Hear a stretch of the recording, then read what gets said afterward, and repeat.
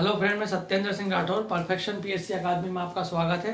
आज हम पढ़ेंगे आर्थिक शब्दावलियां, अर्थात इकोनॉमिक्स या अर्थव्यवस्था में आर्थिक शब्दावलियां, जिस पर कई प्रतियोगी परीक्षाओं में सवाल एज इट इज आ जाते हैं परिभाषा के रूप में। तो जब तक आप टर्म्स को समझोगे नहीं, जब तक इस तरह के सवाल आप हल नहीं कर सकते। तो आर्थिक शब्दावली में सबसे पहली जो टर्म्स है, जो कई बार परीक्षाओं में पूछी गई है, उसका नाम है गिनी गुणांक, गिनी कोएफिशिएंट। गिनी कोएफिशिएंट या गिनी गुणांक किसे कहते हैं? तो गिनी गुणांक जो है आय की विषमता को क्या करता है, दर्शाता है। आय की विषमता यानी इनइक्वलिटी ऑफ इनकम। सोसाइटी में आय की जो विषमता है उसको दर्शाता है ये, कि सोसाइटी में मान लो एक समाज में यदि 1000 व्यक्ति रह रहे हैं या 100 व्यक्ति क्या कर रहे हैं, रह रहे हैं, तो ये क्या हो गया, एक सोसाइटी हो गई। ये क्या हो गई, सोसाइटी हो गई, जिसमें 100 व्यक्ति क्या करते हैं, निवास करते हैं। अब यदि हम माने कि इन सभी 100 व्यक्तियों की जो आय है, सभी की 100 व्यक्ति की जो आय है वो 1000 रुपए क्या है, प्रति माह है। सभी 100 व्यक्तियों की आय क्या है, 1000 रुपए क्या है, प्रति माह है। इसका मतलब सभी व्यक्तियों की आय जो है इक्वल है। इसका मतलब आय में क्या है, समानता है, विषमता नहीं है। इस समाज में 100 व्यक्ति रहते हैं, सभी 100 व्यक्तियों की आय 1000 रुपए प्रति माह है। इसका मतलब इसमें यहाँ पे आय में किसी प्रकार की कोई व्यक्तियों में असमानता नहीं है। तो इसका गिनी गुणांक माना जाएगा 0। इसका गिनी गुणांक क्या माना जाएगा, 0 माना जाएगा। अर्थात गिनी गुणांक जो है 0 से 1 के बीच में चलता है, 0 से 1 के बीच में। इसकी हाईएस्ट वैल्यू कहलाती है 1 और लोएस्ट वैल्यू कहलाती है 0। 0 यदि किसी समाज में गिनी गुणांक आ रहा है, इसका मतलब उस समाज में आय की विषमता नाम की कोई चीज नहीं है, सभी व्यक्तियों की आय क्या है, इक्वल है। अब यदि गिनी गुणांक का मान यदि 1 आ रहा है, इसका मतलब यह है कि ये जो 100 व्यक्ति रहते हैं, इसमें से मात्र एक व्यक्ति जो है वो 1 करोड़ रुपए क्या कर रहा है, या 1 लाख रुपए क्या कर रहा है, महीना कमा रहा है। 1 लाख रुपए क्या कर रहा है, प्रति माह कमा रहा है। और बाकी 99 जो व्यक्ति हैं उनकी आय क्या है, 0 है, 0 रुपए। अर्थात अत्यधिक क्या है, आय में क्या हो गई, विषमता हो गई। अर्थात एक व्यक्ति के पास क्या हो गया, पूरे समाज का क्या हो गया, धन का संकेंद्रण हो गया, और दूसरे सभी व्यक्तियों के पास आय 0 हो गई। अर्थात गिनी गुणांक क्या हो गया, आपका 1 हो गया। तो हम व्यवहार में देखें, यदि व्यवहार में, अर्थात इसको यदि व्यवहार में कोशिश करें कि किसी समाज, ऐसा कोई समाज मिल सकता है क्या विश्व में जहां पर गिनी गुणांक का मान 0 हो, तो ऐसा समाज जो है मिलना क्या है, असंभव है। जहां पर गिनी गुणांक का मान क्या रहेगा, 0 रहेगा। और ऐसा समाज भी मिलना संभव नहीं है जहां पर गिनी गुणांक का मान क्या हो, 1 हो। तो फिर क्या मान आता है, तो मान हमेशा जो भी आता है समाज का, अर्थात जैसे 100 व्यक्ति हैं तो किसी की आय 1000 है, तो किसी की 10,000 है, तो किसी की 1 लाख है, तो कोई 1 करोड़ है। इसका मतलब सबकी आय क्या होती है, कम ज्यादा होती है। अर्थात गिनी गुणांक का मान कितना आता है, 0 से 1 के मध्य आता है। 0 से 1 के मध्य क्या होता है, गिनी गुणांक का मान आता है। 1 से 0 की हम जैसे जैसे बढ़ते जाएंगे तो समाज में आय की विषमता क्या होती जाएगी, कम होती जाएगी, यानी आय में इक्विलिटी बढ़ती जाएगी। और जो हम 1 की तरफ जाएंगे, इसका मतलब आय की विषमता समाज में क्या होती जा रही है, बढ़ती जा रही है। तो गिनी गुणांक, अर्थात इसको आप लिखने का यदि होगा तो 2 लाइन में कॉपी में कैसे लिखोगे, गिनी गुणांक अर्थात समाज में व्यक्तियों की आय की विषमता को क्या करता है, दर्शाता है। इसका गणितीय मान 0 से 1 के बीच होता है। 0 अर्थात किसी समाज में व्यक्तियों के, सभी व्यक्तियों की आय है वो समान होती है, और 1 का मतलब एक ही व्यक्ति के पास आय का क्या हो गया है, या धन का क्या हो गया, संकेंद्रण हो गया है। दोनों ही स्थितियां व्यवहार में संभव नहीं है।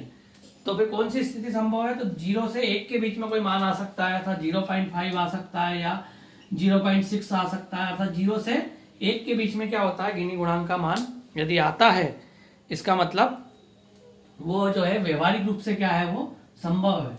जो हम 0 की ओर बढ़ते हैं तो आय की विषमता क्या होती जाती है, कम होती जाती है।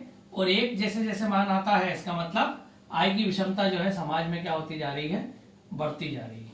ये हो गया आपका पहला शब्दावली गिनी गुणांक। अगली जो शब्दावली है एंजेल वर्ग।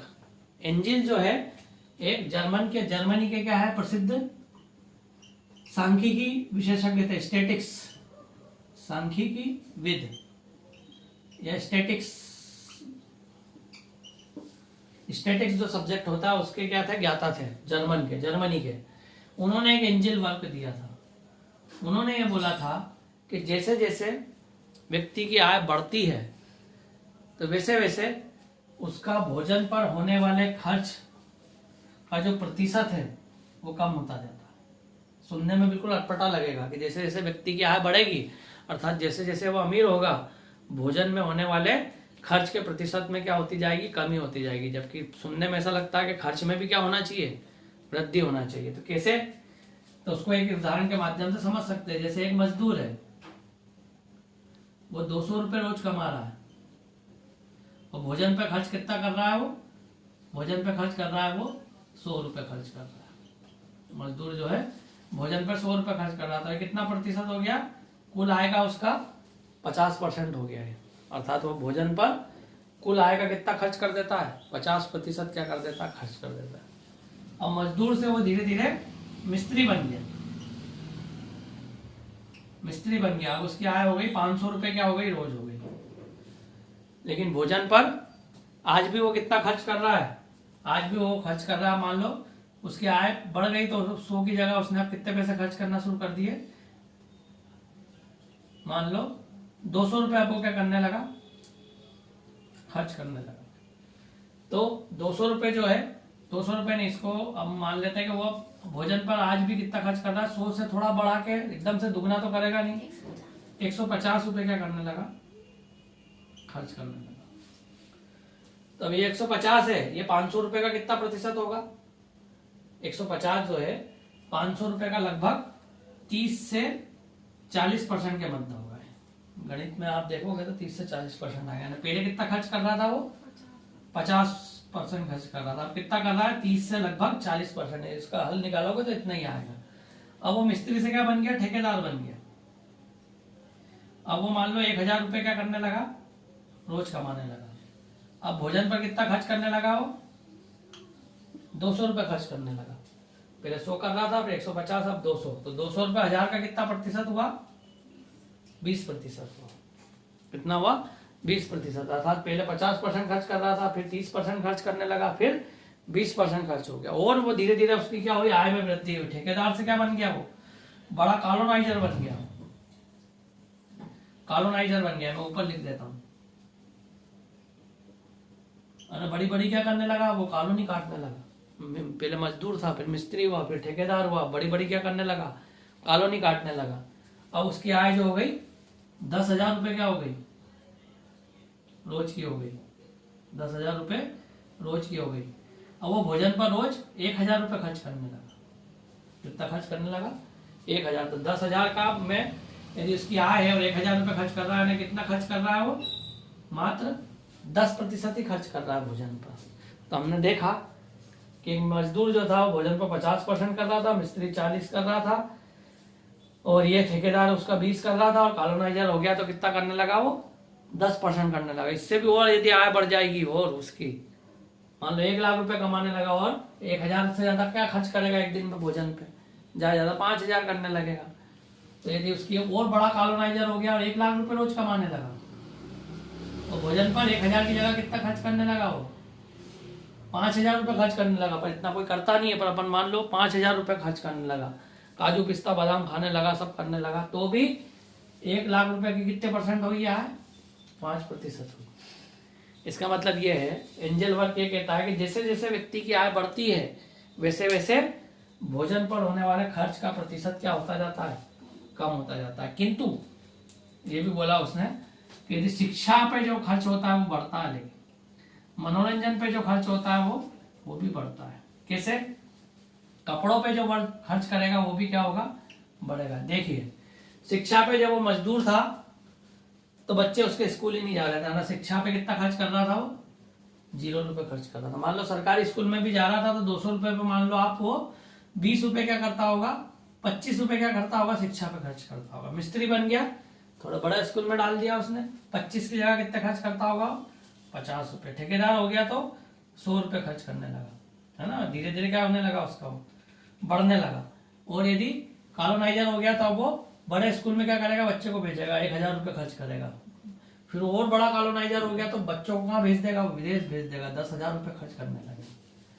तो देखेंगे अब ये परसेंटेज क्या होता जा रहा है, ये परसेंटेज जो है धीरे धीरे क्या होता जा रहा है, उसका बढ़ता जा रहा है ना। भोजन पर तो खर्च क्या होता जाता है उसका, शुरुआत में परसेंटेज क्या होता है उसका ज्यादा था, धीरे धीरे कम हो रहा था, लेकिन शिक्षा पर होने वाला खर्च क्या हो रहा है, बढ़ रहा है। मनोरंजन की बात करें तो मजदूर था तो एक पिक्चर देख लेता था किसी टॉकीज में जाके 10 रुपए 20 रुपए में। मिस्त्री हो गया तो पीवीआर जाने लगा, 100 रुपए खर्च करने लगा। ठेकेदार हो गया तो घर में होम थिएटर लगा लिया उसने 10,000 रुपए का। और कॉलोनाइजर हो गया तो मनोरंजन के लिए वो कहाँ जाने लगा, गोवा जाने लगा। वो बड़ा कॉलोनाइजर हो गया तो कहाँ जाने लगा, विदेश घूमने जाने लगा मनोरंजन के लिए। तो मनोरंजन पर होने वाला खर्च क्या होता है, परसेंटेज वो बढ़ता जाता है। और भोजन पर होने वाला खर्च क्या होता जाता है, कम होता जाता है। इसी को क्या बोलते हैं आप, एंजिल वक्र बोला जाता है। ये जर्मन के प्रसिद्ध सांख्यविद एंजिल के द्वारा क्या किया गया था, दिया गया था। अगला है गिफिन गुड्स। गिफिन गुड्स का मतलब ये होता है, ये मांग के नियम के विपरीत चलती है। मांग का नियम क्या कहता है इकोनॉमी में, जैसे सभी को पता है कि जिस वस्तु के दाम में वृद्धि हो जाएगी उसकी मांग क्या हो जाती है, कम हो जाती है। जिस वस्तु के दाम घट जाते हैं उसकी मांग क्या हो जाती है, बढ़ जाती है। ये सिंपल सा क्या है, मांग का नियम है। लेकिन गिफिन गुड्स या गिफिन वस्तुएं कुछ ऐसी होती हैं जो मांग के नियम के विपरीत चलती हैं। अर्थात वस्तुओं का दाम यदि क्या हो रहा है, बढ़ रहा है, वस्तुओं का दाम बढ़ रहा है तो इनकी मांग भी क्या हो जाएगी, बढ़ जाएगी। ये उल्टा चलती है। और वस्तुओं का दाम यदि कम हो गया तो इनकी मांग भी क्या हो जाएगी, कम हो जाएगी। कैसे, जैसे हमने देखा इस दीपावली और दशहरे के समय सभी घर में क्या बनती है, मिठाइयाँ बनती हैं। तो उस समय शक्कर के दाम क्या हो जाते हैं, बढ़ जाते हैं। शक्कर के दाम क्या हो जाते हैं, बढ़ जाते हैं। मावे के दाम क्या हो जाते हैं, बढ़ जाते हैं। तो मावे के दाम बढ़े तो उसकी मांग भी क्या हो जाती है, बढ़ जाती है। लेकिन जब दिवाली खत्म हो गई, जनवरी फरवरी का महीना आ गया, तो उस समय मावे के दाम क्या हो जाएंगे, मावे का दाम कम हो जाएंगे, तो उसकी मांग भी क्या हो जाएगी, कम हो जाएगी। तो शक्कर है, मावा है, ज्वार है। ज्वार का बात करो तो ठंड के मौसम में ज्वार के भाव क्या हो जाते हैं, बढ़ जाते हैं। तो हर व्यक्ति ज्वार की रोटी या मक्के की रोटी क्या करना, खाना पसंद करता है। लेकिन गर्मी में ज्वार और मक्का क्या हो जाती है, सस्ती हो जाती है, लेकिन लोग फिर भी उसका इस्तेमाल नहीं करते। तो ऐसी वस्तुएं जो हैं जो मांग के नियम के अनुसार नहीं चलती हैं उन्हें क्या बोला जाता है, गिफिन गुड्स कहा जाता है। अर्थात गिफिन गुड्स वे वस्तुएं जो मांग के नियम के विपरीत क्या होती हैं, व्यवहार करती हैं। ठीक है, ये गिफिन गुड्स कहलाती है। अगला है आपका कुजनेट्सबर्ग। कुजनेट्सबर्ग ये कहता है कि जैसे जैसे समाज में व्यक्ति की आर्थिक समृद्धि बढ़ती है, आर्थिक समृद्धि बढ़ती है, तो ये उल्टा हो गया, आर्थिक समृद्धि प्लस आय की विषमता।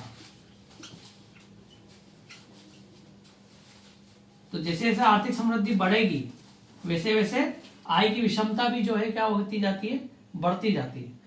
लेकिन एक समय ऐसा आता है कि फिर आय की विषमता धीरे धीरे क्या होने लगती है, कम होने लगती है ना। शुरुआत में कुछ लोगों के पास, जैसे मान लो कोई ग्रामीण क्षेत्र है, वहां पे कोई इंडस्ट्री आई तो सभी लोगों को एकदम रोजगार तो मिलेगा नहीं, धीरे धीरे लोगों को रोजगार मिलेगा। साल 2 साल तो उनकी धीरे धीरे आर्थिक स्थिति क्या होगी, सुधरेगी। अर्थात जब भी समाज में कोई नई चीज आती है, नई इकोनॉमी आती है, तो एकदम से आर्थिक समृद्धि जो है समाज के कुछ वर्गों के लोगों के पास रहती है, लेकिन धीरे धीरे लाभ उसका समाज के निचले वर्ग के लोगों को भी क्या होने लगता है, मिलने लगता है। तो आय की विषमता धीरे धीरे क्या होती जाती है, कम होती जाती है। तो जैसे जैसे समाज में आर्थिक समृद्धि बढ़ती है वैसे वैसे आय की विषमता भी धीरे धीरे कम होती जाती है। इसलिए ये वक्र जो है यू आकार का बन जाता है, उल्टा। इसको बोलते हैं कुजनेट्सबर्ग। ये कुजनेट्स के द्वारा दिया गया था, इसलिए कुछ। तो परीक्षा में सवाल कैसा आएगा, कुजनेट्सबर्ग का संबंध काय से है, तो आर्थिक समृद्धि प्लस आय की विषमता से क्या है, इसका संबंध है। गिफिन गुड्स का संबंध काय से है, तो मांग के नियम के विपरीत काम कार्य करने वाली वस्तुओं से इसका संबंध है। रेचेट प्रभाव क्या होता है, रेचेट प्रभाव वर्तमान कोरोना काल में क्या हो रहा है, पूरी तरीके से लागू हो रहा है। देखा जाए तो वर्तमान समय में रेचेट प्रभाव जो है लोगों पर लागू है, अर्थात जैसे जैसे लोगों की आय में वृद्धि होती है वैसे वैसे लोगों के खर्चे क्या होते जाते हैं, इंक्रीज होते जाते हैं। उनकी लाइफ स्टाइल कैसे होती जाती है, बढ़ती जाती है। कोई साइकिल था, उसकी आय बढ़ गई तो उसने क्या कर लिया, स्कूटर खरीद लिया। स्कूटर से वो आय बढ़ गई तो क्या कर दिया, कार खरीद ली उसने। लेकिन एकदम से यदि व्यक्ति की आय क्या हो जाए, कम हो जाए, तो व्यक्ति कार से एकदम से साइकिल पे नहीं आ पाता है। वो कर्जा लेगा, ज्यादा काम करेगा, लेकिन अपनी कार को क्या करेगा, मेंटेन करने की क्या करेगा, कोशिश करेगा। यही क्या कहलाता है, रेचेट इफेक्ट। जैसे वर्तमान कोरोना काल में कई लोगों की आय में क्या हो गई, एकदम से कमी हो गई, लेकिन लाइफ स्टाइल में एकदम से वो कमी नहीं कर पाते। तो ये कहलाता है रेचेट इफेक्ट। अर्थात समाज व्यक्तियों की आय में जैसे जैसे वृद्धि होती जाती है वैसे वैसे उनका जो लिविंग ऑफ स्टैंडर्ड है वो क्या होता जाता है, बढ़ता जाता है। लेकिन अचानक से यदि आय में क्या हो गई, कमी हो गई, तो उस रेशो में वो अपने लिविंग स्टैंडर्ड को कम नहीं कर पाते। यही क्या कहलाता है, आपका रेचेट इफेक्ट कहलाता है। तो इसी तरह की हम अन्य शब्दावलियां आगे पढ़ेंगे इकोनॉमी में, जो कि अत्यंत महत्वपूर्ण है और आगामी प्रतियोगी परीक्षाओं में अत्यंत क्या होंगी, काम में आएंगी। तो ये था आज का लेक्चर। इस लेक्चर को ज़्यादा से ज़्यादा सब्सक्राइब कीजिए, लाइक कीजिए और बच्चों तक क्या कीजिए, दूसरे ग्रुप में भी क्या कीजिए, शेयर कीजिए, ताकि सभी लोगों को इसका लाभ मिल सके। धन्यवाद। जय हिंद।